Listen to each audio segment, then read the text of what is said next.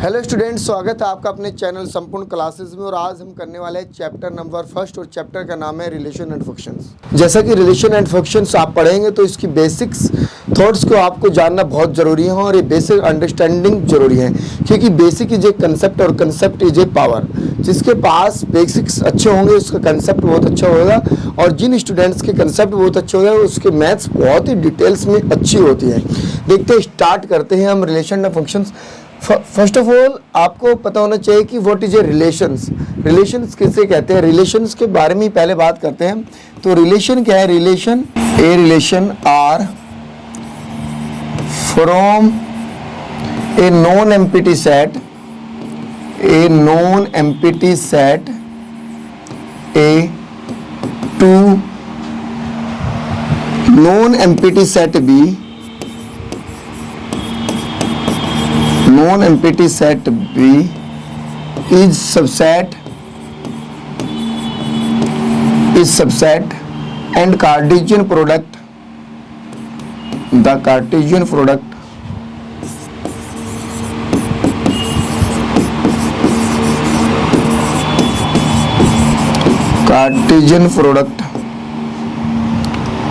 A cross B A B such that A belongs to A and B belongs to B। ये आपके पास एक relation है, समझना है इस रिलेशन को। ए रिलेशन है R from a non empty set A to non empty set. It means एक आपके पास सेट है, सपोज कर लीजिए आपके पास एक ये सेट है A और ये नॉन एम्प्टी सेट है X Y Z ये सेट, और दूसरा सेट आपके पास सेट बी।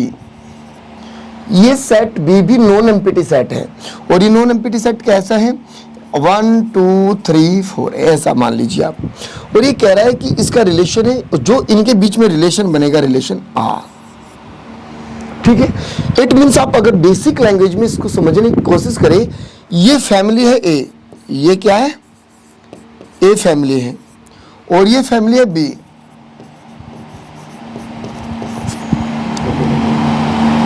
ये फैमिली है बी। अब आप देखेंगे कि ए फैमिली से बी फैमिली के बीच में, ए फैमिली से बी फैमिली के बीच में कोई रिलेशन बनेगा, और वो रिलेशन कब बनेगा? जब एलिमेंट्स होंगे, मतलब कि जब क्या होंगे? दोनों फैमिली में बच्चे होंगे, और बच्चे हैं। इट मीन्स ये क्या, एक स्टूडेंट मतलब एक पर्सन का दूसरे पर्सन से जो रिलेशन होगा, इट मीन्स दोनों फैमिली में कुछ पर्सन है, उन पर्सन का रिलेशन आपस में बिटवीन अस होगा, उनके बीच में होगा। और जो अमंग दीज पर्सन्स जो रिलेशन होगा, एक्स का रिलेशन 1 से है, वाई का रिलेशन 2 से है, जेड का रिलेशन 3 से है। जब किन्हीं भी दो फैमिली के बीच में रिलेशन हो, उस रिलेशन को हम रिलेशन कहते हैं। इट मीन्स कि एक फैमिली का रिलेशन दूसरी फैमिली से हो जाए या उनके संबंध हो जाए। रिलेशन का मतलब संबंध ही होता है, और यह है कि वो फैमिली क्या हो? नॉन एम्प्टी सेट हो, और दूसरी फैमिली भी नॉन एम्प्टी सेट हो। It is called a relation. और बी इज ए सबसेट्स। क्या है ये? सबसेट्स कि इट्स से मतलब क्या है? एक फैमिली दूसरी फैमिली में बिलोंग करती हो ये, और इसकी जो कार्टेशियन प्रोडक्ट है दोनों के मिला के, कि जो भी ऑर्डर्ड पेयर का ये सेट्स है, तो ए तो बिलोंग्स करेगा ए में और बी बिलोंग्स करेगा बी में। आई होप कि आपको रिलेशन बहुत अच्छे से समझ आया होगा। और रिलेशन यह है कि a relation R from a non empty set A to non empty set B is subset and Cartesian product A cross B A B ordered pair का जो सेट्स है, A belongs to A and B belongs to B. I hope कि आपको relation and function समझ आया होगा। देखते हैं next, types of relation.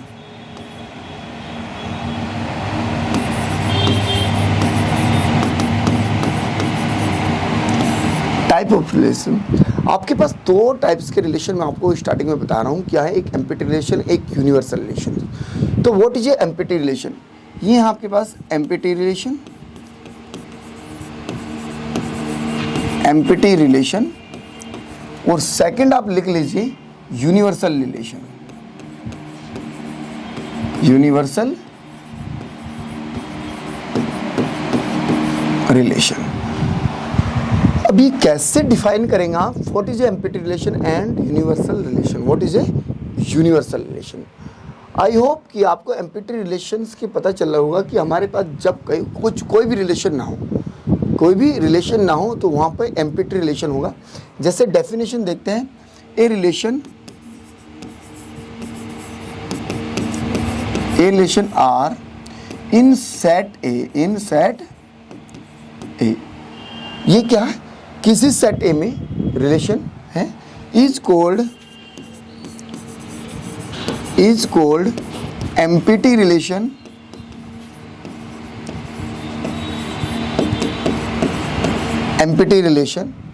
if no element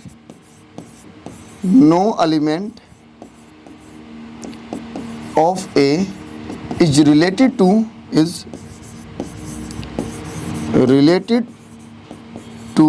any element of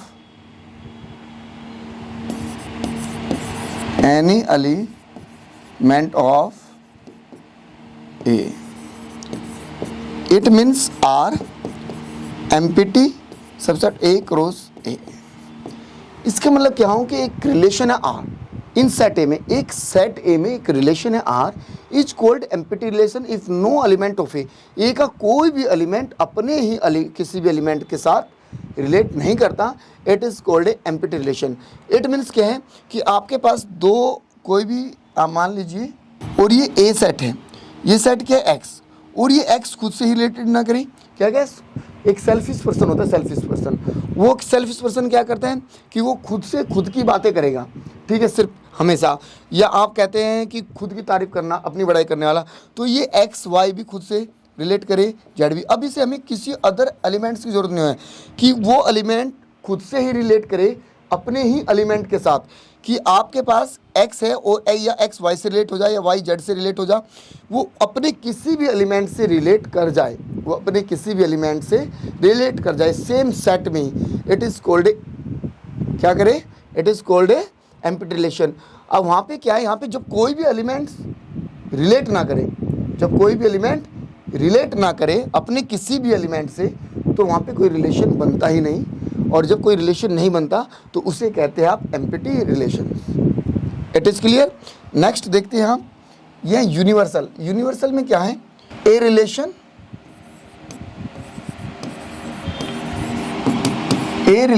are in set A, कोई भी रिलेशन फिर सेट ए में, फिर भी बात सेट ए में ही कर रहा है, सिर्फ ए के सेट में बात कर रहा है, इन set A is called universal relation, is called universal relation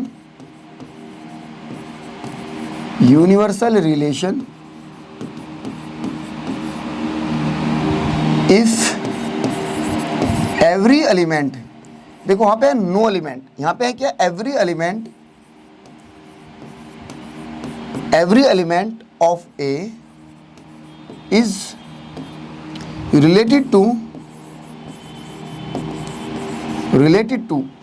ये यहाँ पे क्या एनी, ये तो यहाँ पे लिखो क्या, ईच एलिमेंट, सॉरी यहाँ पे आप लिख लीजिए,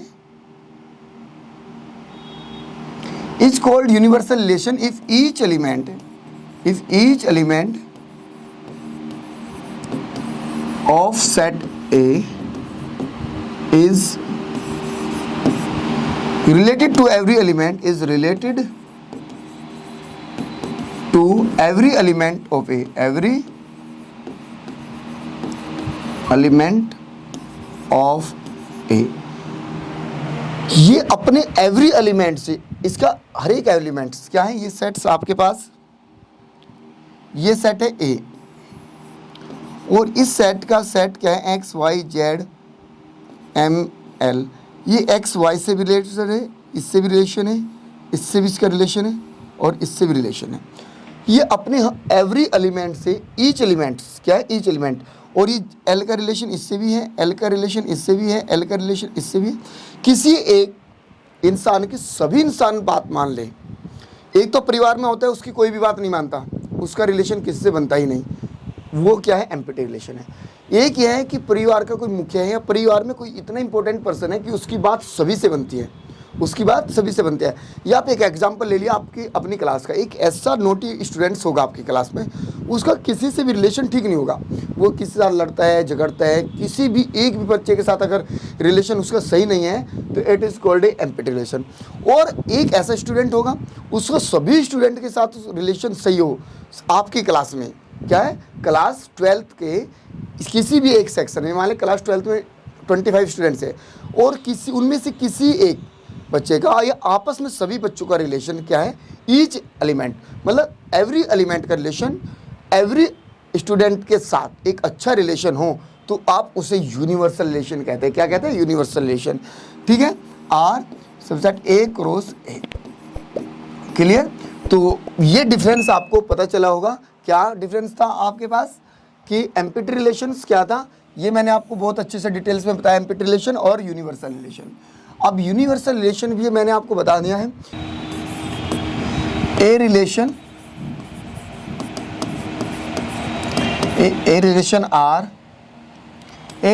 are in set A is called, first part is reflexive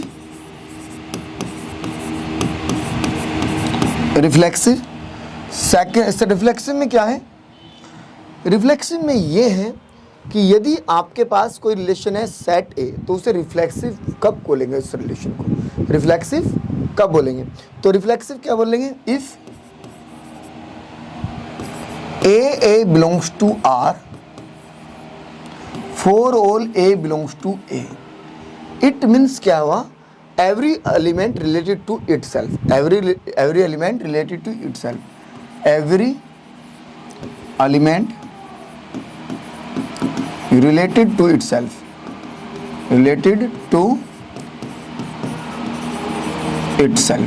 ये हुआ इसका means.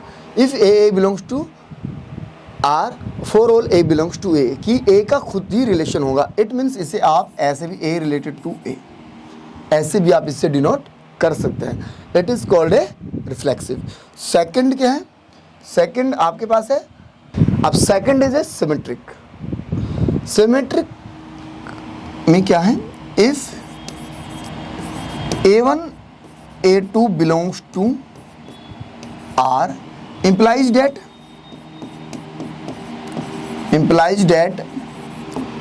A2 A1 belongs to R, for all A1 A2 belongs to A, it means क्या हुआ, यदि A1 का रिलेशन A2 से है तो देन A2 का रिलेशन भी A1 से होगा। इट मीन्स क्या हुआ कि A1 is related to A2,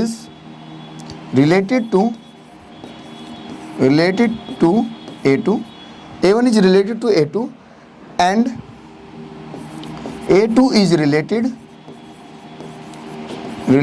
to A1। इसका मतलब ये हुआ कि जो A1 का रिलेशन है वो A2 से है, फिर A2 का रिलेशन A1 से है, A1 का रिलेशन A2 से है, अब A2 का रिलेशन A1 से है और वे दोनों ही A1 A2 A से बिलोंग करते हैं।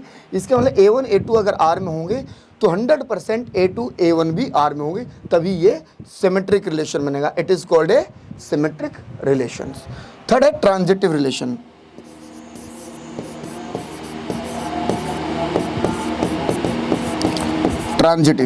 ट्रांजिटिव में क्या कंडीशंस है, ट्रांजिटिव में है if A1 A2 belongs to R and R2 R3 belongs to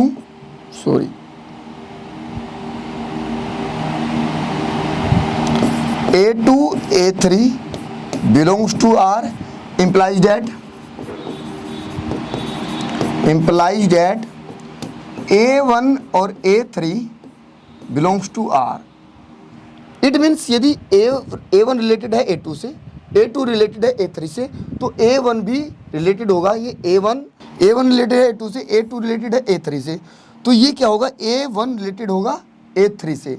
जैसे कि आप मान लीजिए कि आप रिलेटेड हो अपने पिताजी से, आपके पिताजी रिलेटेड है आपके बाबा जी से, तो आप भी अपने बाबा जी से रिलेटेड होंगे। आपने गांव शहर में सुना होगा कि ये किसका पोता है, ये रामपाल का पोता है, ये महिपाल का पोता है, या उसका सैफुल का पोता है, ये किसी का पोता है, ये रमजान का पोता है, ये सुखदेव का पोता है। तो ये क्या है, अब मैं इसको एक बेसिक लैंग्वेज में समझाता हूँ आपको। A1 is related to A2 and A2 is related A3, then A1 is also related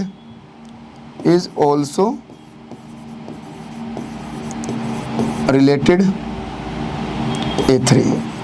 it means क्या हुआ, आप सपोज करिए कि आपके पास, आप अपने परिवार में हैं, ये आप A हैं और A का रिलेशन क्या है, B से है, और B का रिलेशन किससे, C से है, तो C का रिलेशन भी A से होगा। इट मीन्स एक परिवार में आप ऐसे सोचिए, जैसे आप खुद A हैं और जब आपका रिलेशन खुद से ही हो तो रिफ्लेक्सिव। जब अपना रिलेशन खुद से, और इसे मान लीजिए A1, तो यहाँ पे भी अगर A1 है, A1 का रिलेशन खुद से हो A1 के साथ ही, तो A1 तो क्या है, रिफ्लेक्सिव। अब A1 का रिलेशन किससे, A2 से, और फिर A2 का रिलेशन क्या है, A1 से, तो ये क्या हुआ, सिमेट्रिक। और जब A1 का रिलेशन है A2 से और A2 का रिलेशन है A3 से, तो आल्सो A1 का रिलेशन भी होगा A3 से, A1 का रिलेशन होगा A3 से। इट मीन्स यदि आपके पास A1 रिलेटेड टू है A2 से और A2 रिलेटेड है A3 से, तब इसका रिलेशन ये आना चाहिए, और इसी को बोलते हैं ट्रांजिटिव। क्या बोलते हैं, ट्रांजिटिव, जो लिखा भी आपके पास। आई होप कि आपको बहुत अच्छे से रिफ्लेक्सिव और सिमेट्रिक ट्रांजिटिव समझ आ जाएगा। और अगर आप भूलना भी चाहे रिफ्लेक्सिव, सिमेट्रिक और ट्रांजिटिव में, तो एक बात ध्यान रखनी, जब आपका अपने आप से रिलेशन हो तो रिफ्लेक्सिव, जब आप खुद से रिलेट करें तो क्या होगा, 1 से रिलेटेड होगा, 2 से रिलेटेड होगा, 3 से रिलेटेड होगा, 4 से रिलेटेड होगा, X से रिलेटेड होगा, A से रिलेटेड होगा, B से रिलेटेड होगा। तब इस तरह की खुद से रिलेटेड होना आएगा इटसेल्फ, तब वो रिफ्लेक्सिव होगा। तब एक दूसरा दूसरे से रिलेटेड होगा, जैसे आपका रिलेशन आपकी मिसेस से, आपकी मिसेस का रिलेशन आपसे।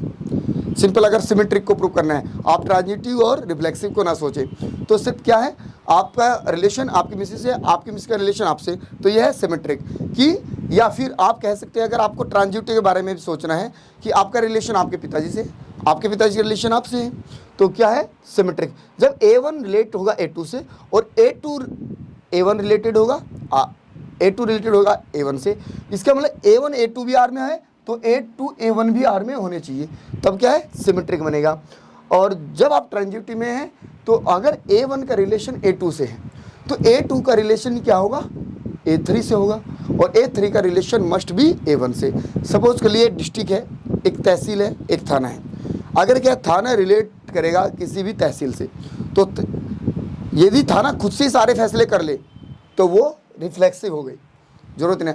अब क्या करता है, थाना रिलेट कर रहा है तहसील से, और क्या तहसील रिलेट कर रही है आपके डिस्ट्रिक्ट से, तो ये क्या है, थाना तहसील से और तहसील थाने से, तो यहाँ भी सिमेट्रिक है। अब थाना रिलेट कर रहा है तहसील से और तहसील रिलेट कर रही है डिस्ट्रिक्ट से, तो डिस्ट्रिक्ट आल्सो रिलेटेड टू आपके थाने पे, मतलब कि जो भी आपका गांव आता है उससे। तो अगर इस तरह से आपको इन सारी बातों को, या बेसिक्स डिस्कशन से भी बात आपको समझ में आ गई होगी।